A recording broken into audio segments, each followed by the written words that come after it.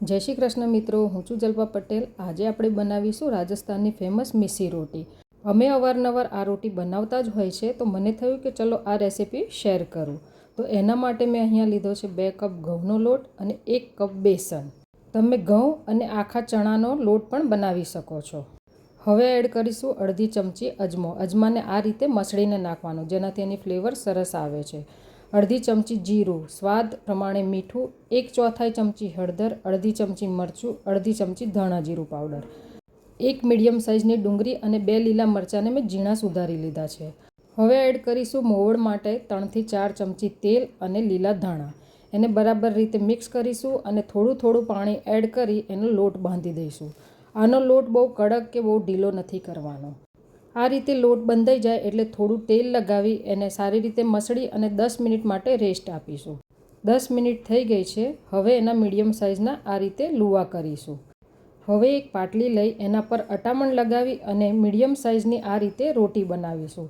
આને બહુ પાતળી નથી કરવાની, જેમ તમે તેલવાળી ભાખરી બનાવતા હોય તેમ થોડી જાડી રાખવાની છે।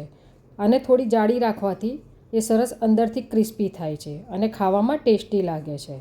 જો તમને શાક બનાવવાનો કંટાળો આવતો હોય કે શાક ના ખાવું હોય તો તમે આ રોટી જરૂર ટ્રાય કરજો। અહીંયા મેં ગેસ પર પહેલેથી જ તવી ગરમ કરવા મૂકી દીધી હતી। તવી ગરમ થઈ ગઈ છે। હવે એને આપણે શેકી લઈશું। આ રીતે તવી પર થોડી સેકન્ડ મૂકી એક સાઈડ થવા દેવી।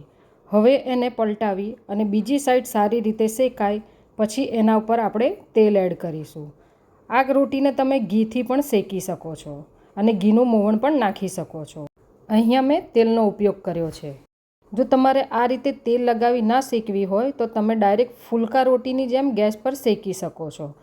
ઘણા એને તંદૂરી રોટીની જેમ પણ શેકે છે।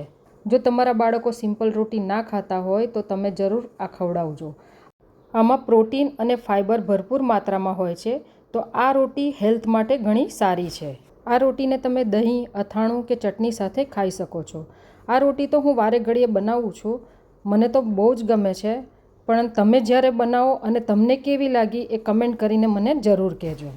આ રોટી આ રીતે પ્રેસ કરી લો ટુ મીડિયમ ગેસ પર જ શેકવાની છે, જેથી એ અંદરથી સરસ શેકાઈ જાય। કારણ કે એમાં બેસન હોય છે, જો તમે ઉતાવળ કરીને શેકશો તો એ અંદરથી કાચી રહી જશે અને ખાવામાં સારી નહીં લાગે। આ રીતે એને પલટાવી અને સરસ ગોલ્ડન બ્રાઉન કલરની થાય ત્યાં સુધી શેકવાની છે। તો તમે જોઈ શકો છો રોટી સરસ શેકાઈ ગઈ છે।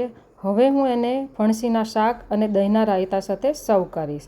ફણસીના શાકનો વિડીયો મેં મારી ચેનલ પર મૂકેલો છે, એની લિંક હું મારા ડિસ્ક્રિપ્શન બોક્સમાં મૂકીશ, ત્યાં જઈને તમે જોઈ શકો છો।